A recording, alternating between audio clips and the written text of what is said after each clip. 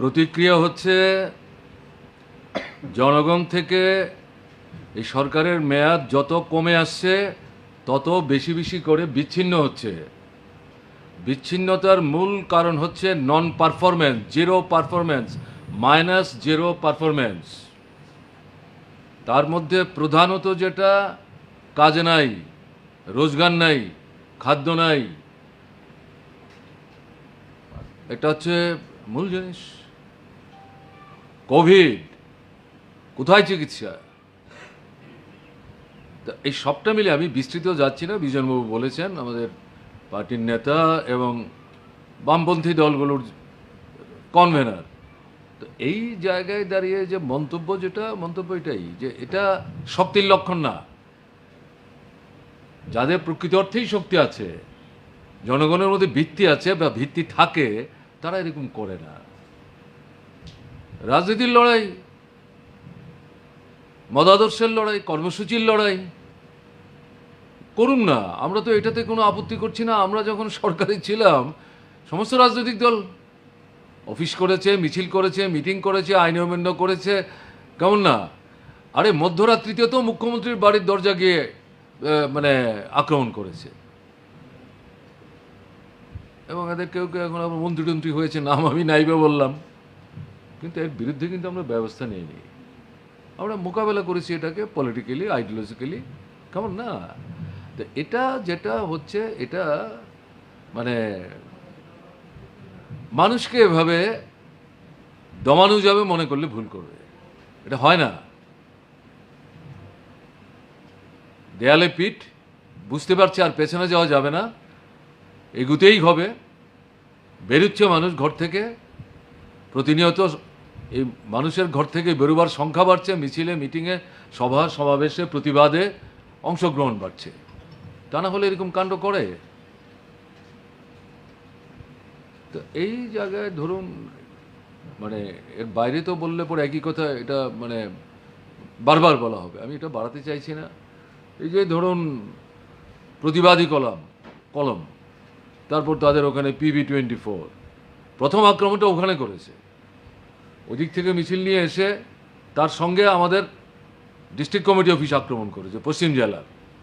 তারপর ওখান থেকে এসে পার্টি রাজ্য কমিটি অফিস আক্রমণ করেছে। তার সঙ্গে ডেলি দেশের কথা অফিস আক্রমণ করেছে, উপরে উঠতে পারেনি, কেমন না? তো এই সমস্ত না, এই অভিজ্ঞতাগুলো আমাদের আগেও আমরা দেখেছি কংগ্রেস টিউজেসের রাজত্বে, কেমন না? এগুলো করে কিন্তু আমাদের আটকে রাখা যাবে না। আমরা মানুষের সঙ্গে আছি, থাকব। মানুষই তো আমাদের শক্তির উৎস, তারাই পথ দেখাচ্ছেন। তাদের সঙ্গে থেকে একসাথে মিলে লক্ষ্যে আমরা পৌঁছার যে সংগ্রামটা, এই সংগ্রামটা চলতে থাকবে। মন্তব্য এতটুকুই করব। আর সব তো দেখছেন মানুষ, না? আপনাদের মাধ্যমে দেখছেন, শত শত মানুষ ছুটে এসছেন আগরতলার এই ঘটনা শোনার পর। তাদের তো খবর দিয়ে কেউ আনেনি, ঘৃণা জমছে। আমরা মানুষকে বলবো যে তার বহিঃপ্রকাশ যাতে সুসংগঠিতভাবে, সুশৃঙ্খলভাবে ঘটে, তার চেষ্টা করতে হবে। কোনো প্ররোচনার ফাঁদে পা দেওয়া যাবে না। ওদের লক্ষ্যটা কি হচ্ছে? এই যে কাজ চাই, খাদ্য চাই, এই যে যুবকরা বলছে where is my job, it's a very relevant question. উদয়পুরে যে ঘটনা আজকে ঘটালো, তারা আটকানো যাবে যুবকদের? তাহলে এই যে আন্দোলনগুলো হচ্ছে, কাজ চাই, খাদ্য চাই, রেশন চাই, ঔষধ চাই, রাস্তাঘাট ঠিক করো, জমির ফসল ফলাবার জন্য ভালো বীজ দাও, সার দাও, যে আমাদের ইরিগেশনের যে প্রজেক্টগুলো, এগুলো নষ্ট হয়ে গেছে, এগুলো ঠিকঠাক করো। কেমন খালি বক্তৃতায় বলছো মডার্ন স্টেট হচ্ছে, আর মানুষ সেখানে অভিজ্ঞতা দেখছে, এই তো পিছন দিকে চলে যাচ্ছি আমরা। এরা চাইছে এই সন্ত্রাসের মধ্যে আটকে রেখে এই আন্দোলনগুলিতে যাতে মানুষ অংশগ্রহণ করতে না পারে। এবং এই আন্দোলনে গত বিধানসভার নির্বাচনে বিভ্রান্ত হয়েও যারা তাদেরকে ভোট দিয়েছিল, সঙ্গ দিয়েছিল, তারাও বেরিয়ে আসছে তো এখন। কাজেই তাদের মূল ভয়টা হচ্ছে জনগণের সংগ্রাম, বিকাশমান সংগ্রাম। এটা আটকাবার জন্য এই নেতিবাচক রাস্তা। এ পথে বেশি দূর অগ্রসর হতে পারে না। যে রাজনৈতিক দল, রাজনৈতিক শক্তি নেতিবাচক পন্থায় অবলম্বন করে এগোবার চেষ্টা করে, তারা বেশি দূর যেতে পারে না। স্যার, আপনার দীর্ঘদিনের রাজনৈতিক অভিজ্ঞতা রয়েছে, এরকম পরিস্থিতি কি রাজ্য কোনোদিন এরকম পরিস্থিতির শিকার হয়েছে? কংগ্রেস যুব সমিতির রাজত্ব তো আমরা তখন বলতাম আধা ফেসিস্ট স্বৈর সন্ত্রাস, আর এখন বলছি ফেসিস্ট সুলভ আক্রমণ।